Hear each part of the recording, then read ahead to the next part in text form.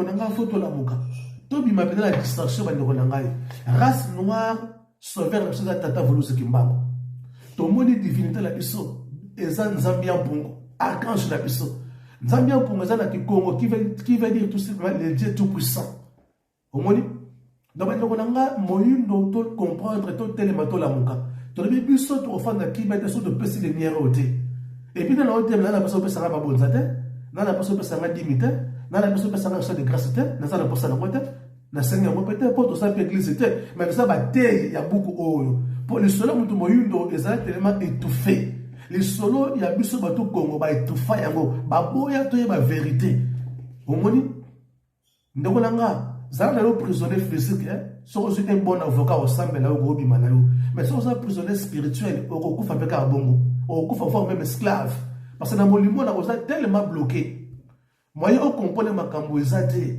pour esprit de ça la l'homme en réalité à l'homme c'est l'esprit ça n'a pas ça état d'esprit de monsieur Fungwama à chaque race a sa divinité n'est-ce pas ba wola ben robe na Bouddha c'est ignorance omoni bandeko bobela ki Bouddha to bandeko to bela ki Yesu to na bandeko bobela Yesu lelo en tout cas peut-être to condamner mututé et ça peut-être ignorance pour te côté qui est bongo mais le voilà qui est pour te corriger les erreurs du passé alors réveillons-nous prenons-nous en charge hein tout le monde avec ignorance n'a pas vraiment besoin d'un mot hein bunzambe oya biso to komisa moi kindoki force na biso to minimiser yango et to préférer so banzamba papaya ce que banzamba papaya ngo banda baya ba bemeli biso nini banda baya ni ngo changer bana to bele banzamba papaya 4 siècles mobima bengisi bolite to ina boka Congo to le bana Afrique na to bika Congo na biso ka wana mais pourquoi ba guerre laté et tata que ba sala biso promesse biso bana ni asilo abi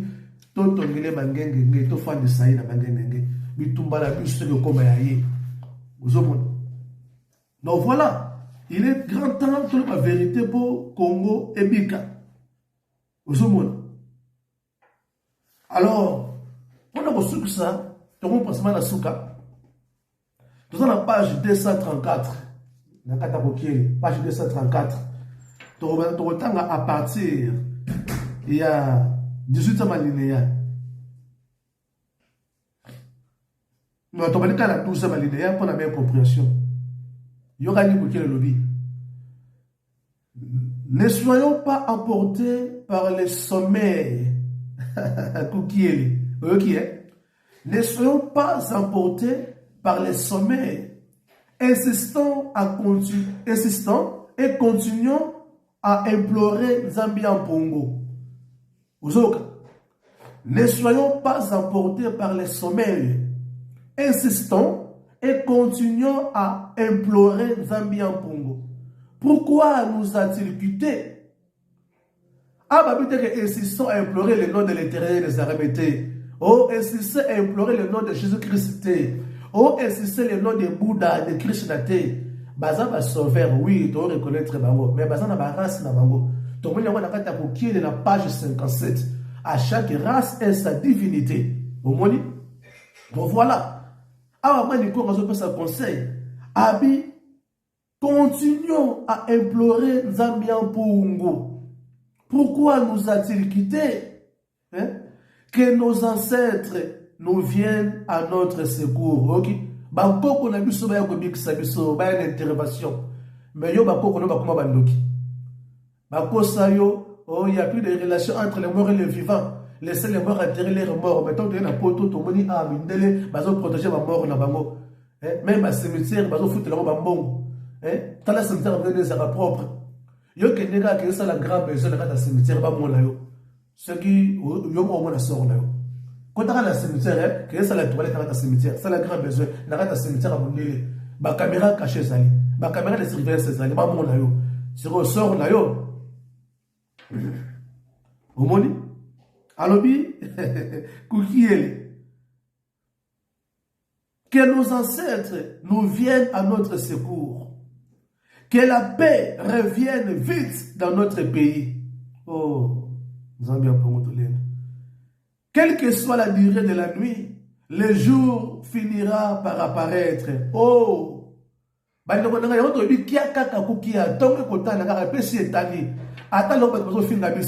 bola na bangote babeli maboma bokwar na bangote likambute papa dianga na zalé ko ba qui vivra verra quelle que soit la durée de la nuit hein, le jour finira par paraître donc on cette année toujours pour ça la malema. Aujourd'hui nous sommes perdants mais demain ça sera notre victoire. On dit l'obé c'est longa la mission moto obunda bitumba oyo poto kangola moto moyindo de génération à génération. Si nous ne vaincrons pas aujourd'hui, demain les générations futures vaincront. Nous ne pouvons pas lâcher ce merveilleux cadeau que Nzambian Pungo nous a donné à nos envahisseurs. Résistons aux dieux étrangers qui ont envahi nos terres. On a résisté devant vos cultistes, la franc-maçonnerie. Les communistes sont faibles.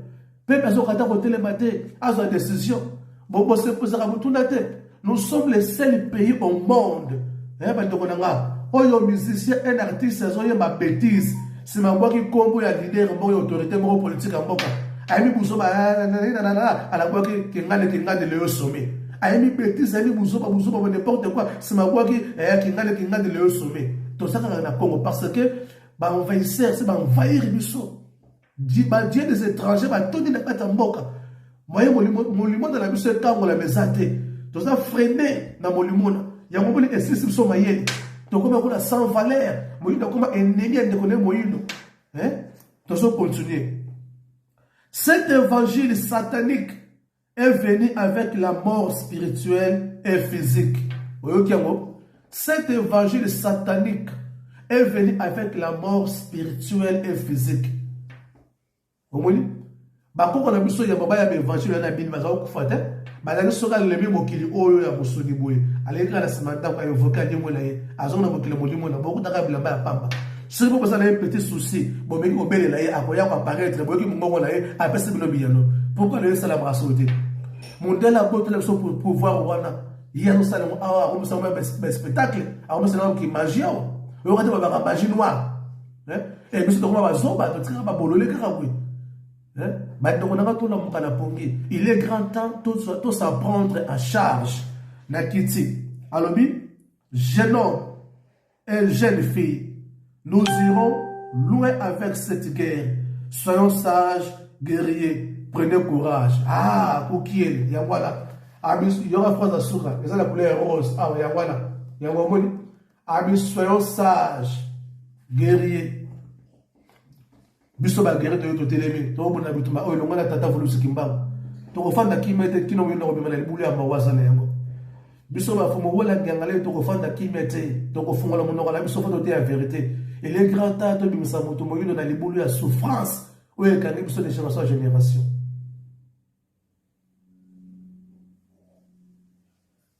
Il est grand temps. Prenons-nous en charge, bien-aimés. Tout le monde ne discussion pas en papa. À chaque race a sa divinité. Tant que nous et si on appelle ça sur ensemble, on a plusieurs reprises. Papa, il y a voisin, attends, il va au mingi. En aucun jour, à Rosa Congo, on a livré parcellaire. On ça le monté. Même à tous, ça ramène la classe. Avant de témoigner, on ne va pas dans la au moins, on a papa ou la tête. Au moins, on a papa va la tête. Au moins, on a papa de son beauté. Tant que ça ramène la classe.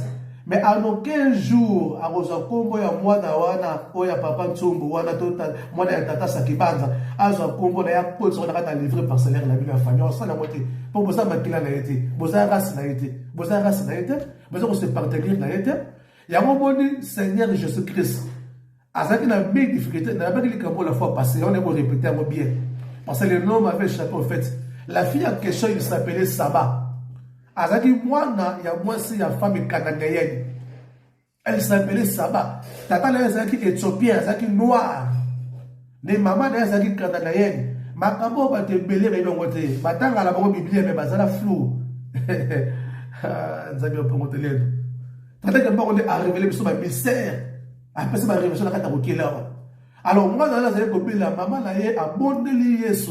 abibikisa mwana ngabebikisa lona Yesu abi biloko ya bana la bato bapesa d'ailleurs tout premier Yesu abi no boya ngai Yesu natinda bakaka pona ba brebis perdu de la maison d'Israël so yebo ko Yesu so bandengwa na mission na yena sena moyo oyo ayaki kaka po abikisa ba brebis perdu de la maison d'Israël mais biso vraiment biso ba forme la ndenge na biso oh biso betaka bana Israël na molimo selon la foi mais c'est n'importe quoi so yoza mwana Israël na molimo bongo bana Israël so na molimo baza banani tout ce que va faire comme ils sont sérieux et sur le but deuxième langage à l'objet mais le cas dans la bateau va passer en boîte azo considérer fille on a le col en bois fillette on a vous savez pourquoi parce qu'il était bêtise avec un belage avec qui là c'est une race mort fixité le col a été au fait fille a recommandé que ça va